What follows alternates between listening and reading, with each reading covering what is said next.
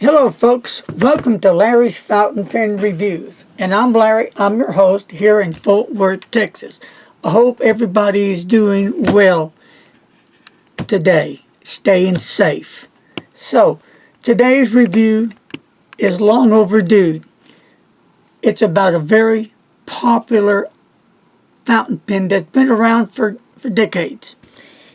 I'm going to show you the outside of the box, the insides, talk a little bit about the pen, the dimensions, and do a writing sample. And the ink that I'll be using is the... Papier Plume, House of the Rising Sun. Yes, I haven't used that in a while, so why not? So, let me just talk a little bit about what's inside here. The Parker Big Red was stirred up the interest of customers and remains the only available color in the Parker Duofold range until black was introduced back in 1923.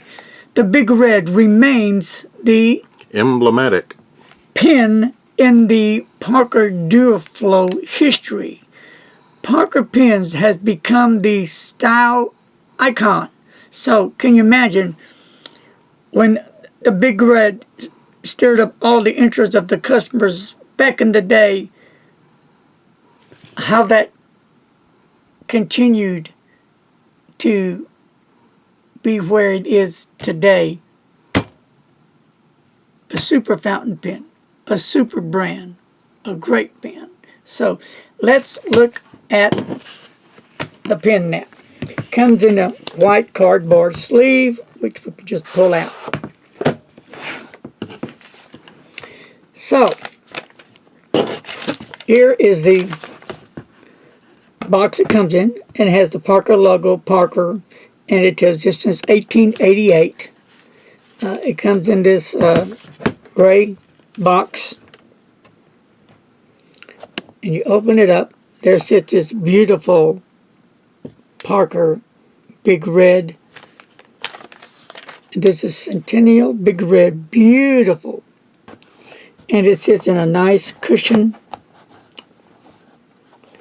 And on the back here, you can see it very pronounced, done Parker 1888, Parker logo. And as you lift up the pen, you see the Parker instructions, warranties, and it comes with 2 Parker refills. Now, Parker only uses their proprietary cartridges, so that's it right there. So we'll put this back in. So let's take this out and close it up. Let's look at this beautiful fountain pen. Is that color okay, Mr. Announcer, or to turn it over to it right there so you can get a really good look-see out of this pen? So the difference between the Parker Duofold International and the Duofold Centennial, beg your pardon, is 5.5 inches long, where the International is only 5 inches long. So you see a slightly smaller diameter, okay? That's the only difference. The material used for this fountain pen, beautiful, is it not? Gorgeous color, is going to be, look at my notes, it's a resin. So the material, cap and barrel, are resin. Nice, beautiful fountain pen.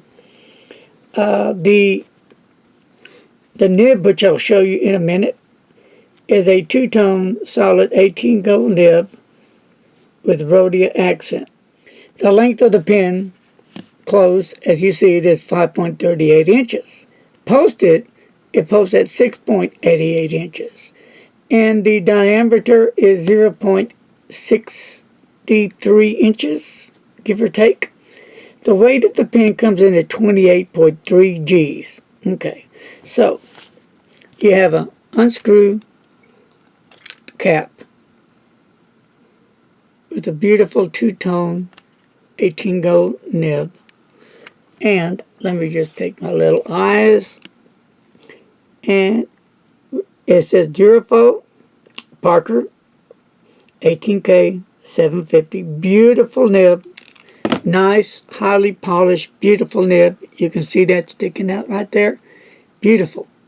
And there's a little look at the feed. A little different than other feeds. We'll close that up here for a second.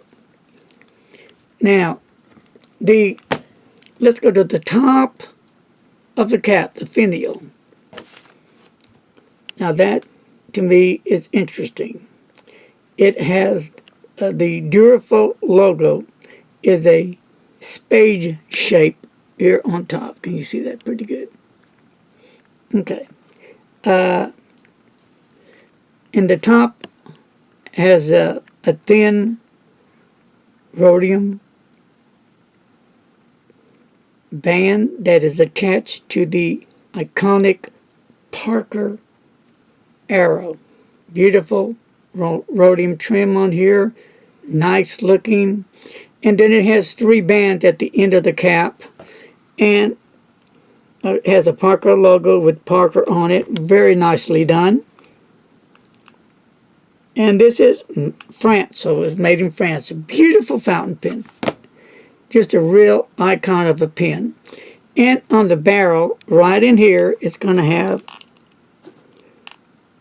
Duofold Parker pens, fountain pen. Right there. Can they see that pretty good? Let me turn that over so you can get a better look at that. Try it without the light. Okay, back with the light then. Okay, yeah. Right there.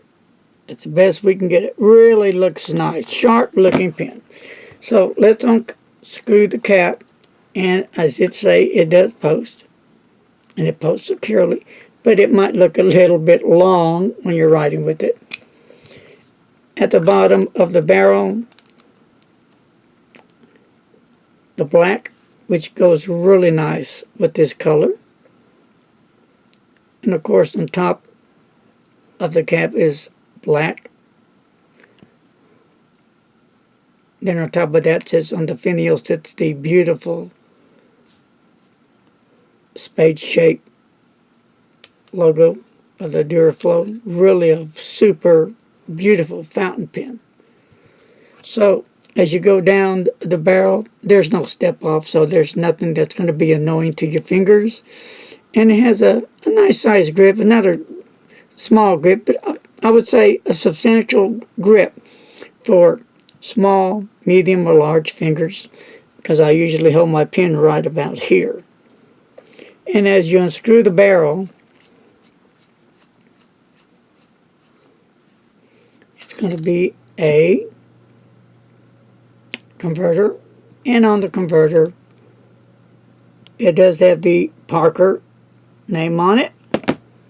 So let's just take it, pulls out and just pushes in, and there's a converter right here, and that's a little bit tight. Never has been touched. There you go. Now it's working just fine. So I'm going to ink it up with the Papier Plume, House of the Rising Sun. ink. So then we're going to give it a test run on some rhodia paper. So let's get to inking. I can't wait to do this. I've had this pen for some time, but been so busy, doing a lot of other stuff that has come up because of the virus, making a lot of hand sanitizers to pass out to people. So here we go. And I think this bottle could be just about too low to ink up. I'm going to hold it down like that. There we go. Yeah, that should be enough ink for an ink test. Right there. Yeah, I don't put a whole lot in it right now.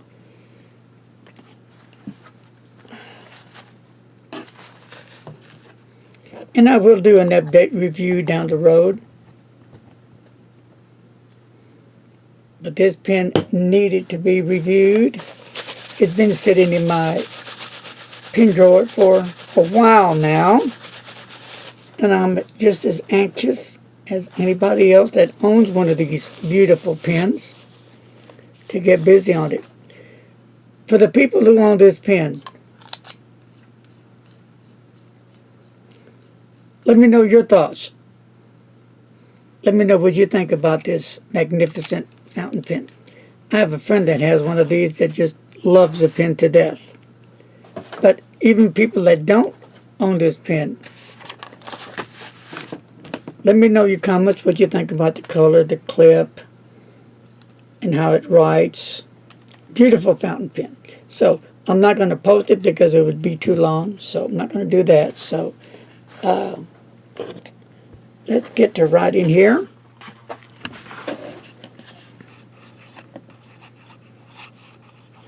Now remember, the inks are going to be a little bit darker because I just dipped the pen and the feed into the ink, so you're going to get a whole lot more ink on there right now. But as you write, that will come down some, the darkness of it.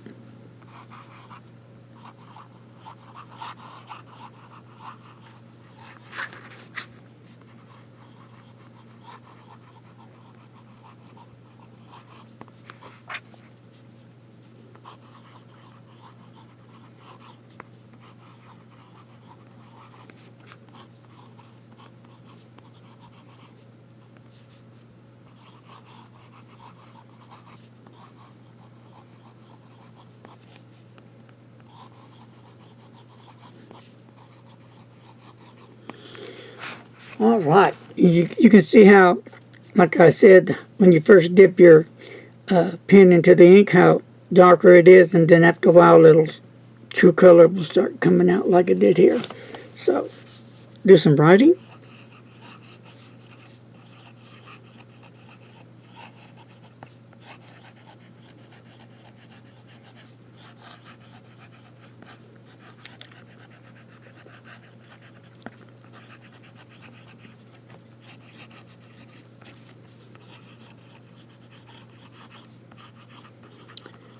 Really nice, smooth nib. Has some great ink flow. No problems with the feed keeping up with that nib there. They just, no bad starts. And a little wet seed test. Nice, wet. And reverse writing.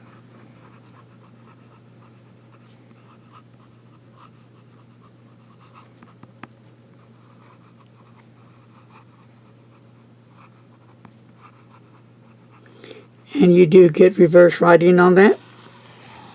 There's a downstroke and a cross stroke. It's not a flex nib, so I'm not even going to attempt to do any flexing or trying to see how much different the variation is. I'm chicken. I don't want to spring my nibs. But a very nice fountain pen. Really writes really nice. So, what's your thoughts on this beautiful pen? You know, it took me